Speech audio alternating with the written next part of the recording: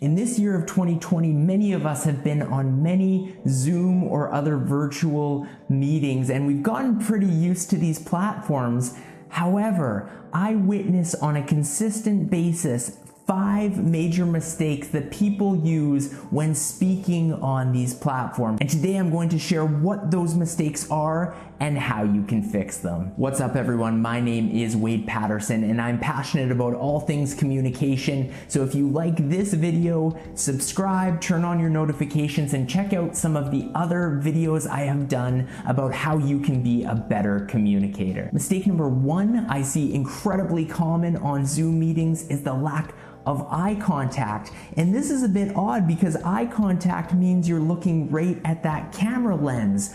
On many of our laptops, it's that tiny little dot up at the top, and it's maybe a weird feeling to look at that directly, but instead I see so many people staring randomly up at the ceiling or at the top of their wall as they speak, or instead maybe they're looking below that camera at the faces of the other individuals who are on the Zoom call.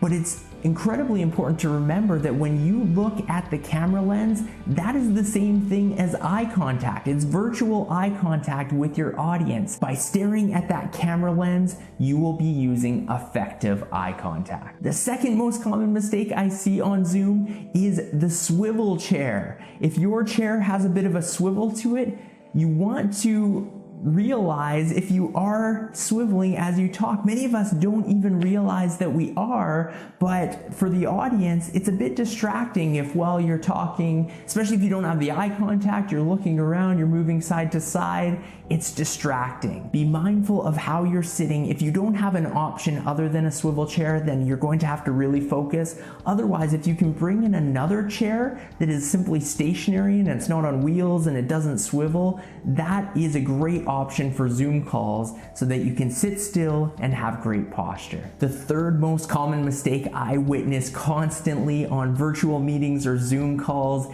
is the inability to use the mute button properly. This is one of the first things you want to be familiar with on a Zoom call, is the little button that allows to mute your microphone or turn it back on. When you're not speaking, it's important to click the mute button because there's background noise. If you're in an office space, there may be other people talking, and that is distracting for all of the other people on the Zoom call. Sometimes our microphones are even built into our laptop. People won't be muted and they'll be typing on their keyboard or rubbing their hand along the computer, and that sound is painful to listen to if you are on the other side of that conversation. When you're not talking, mute your microphone. I'm sure you've all had that scenario on a Zoom call. Somebody thinks that they're unmuted. Wade, you're on mute. Make sure you unmute yourself. Sorry about that, everyone. I didn't realize I was muted. It happens on almost every single Zoom call, and you don't want to be that person. It makes you look like you don't understand technology, you're not tech savvy.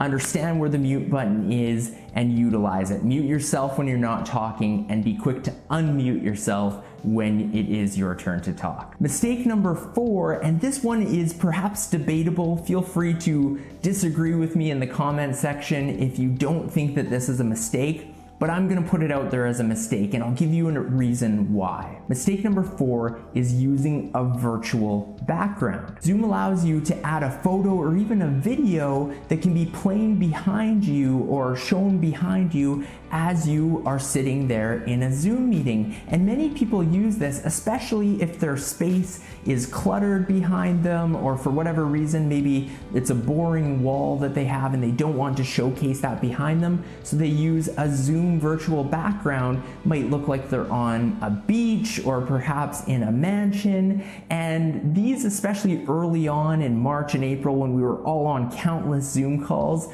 they were kind of fun to experiment with. They were this new thing, but the truth is, from a psychology standpoint, that using a virtual background subconsciously takes away a level of trust between you and your audience. And that sounds very strange, and if you're an audience member, you might think, well, wait a second, I've been on Zoom meetings with other people using virtual backgrounds, I don't care at all. And you may not think so, but there is a subconscious thing at play that when you can't see somebody's environment or their background, that there's a certain layer of mistrust that your brain puts in. You're wondering, well, what do they have to hide? Why aren't they showing me their background? If at all possible, clean up the background behind you, maybe find, even if it's a plain wall or somewhere with a painting that's nice to look at or something along those lines. It's better to be in your actual environment than to use one of these fake virtual backgrounds. Also, when you use a virtual background, very often you don't realize that if you go back too far, you almost dissolve into the background, and you don't want to be doing that. If you're giving an important speech or you're speaking up in a meeting and people are laughing because you're disappearing into your background, that is not going to be a good approach. And the final mistake that people make on Zoom meetings when it is their turn to speak is not using all of the regular public speaking skills. I understand you are in a virtual meeting, you are sitting in front of a computer, but you still have an ability to bring up your hands when you're talking about certain things and use body language. You still have the opportunity to use vocal variety, adding a little bit of dramatic when you're talking and bringing your voice up to really get people's attention, and all of the regular things, the structure of a speech, a beginning, middle, and end. So many of the things that you learn at Toastmasters meetings about how to be a great public speaker, you have an opportunity in every virtual meeting to utilize these skills, and you are going to come across as a professional virtual speaker. Thank you so much for checking out this video. Like I said at the beginning, if you want to be a better communicator, watch some of my other video content. If you like this channel, subscribe, turn on your notifications, like this video, comment. If you do any of those, you will make my day. Otherwise, I hope you have a great day, and I'll catch you next time.